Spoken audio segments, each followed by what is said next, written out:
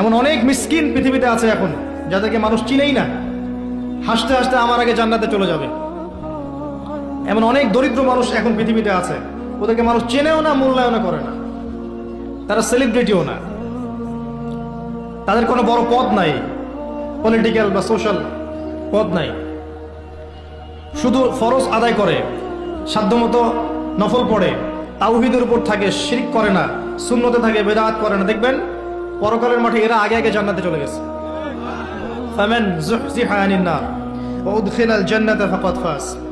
মনে রাখবেন, যে ব্যক্তিকে পুলসিরাত পার করিয়ে দেওয়া হবে, জান্নাতে প্রবেশ করানো হবে এবং জাহান্নাম থেকে বাঁচানো হবে, একমাত্র সে ব্যক্তি সফল, আর কেউ সফল না। আজকের লেকচারে সব ভুলে গেলেও সাফল্যের সংজ্ঞাটুকু জেনে যায়। এবং এই যে লিমিটেড হায়াত আছে, এই হায়াতটাকে আপনি যদি চান যে আমি যা করেছি এখন তওবা করে ফিরে আসবো, বাকি জীবনটা আমি কোরআন সুন্নাহর উপর থাকবো।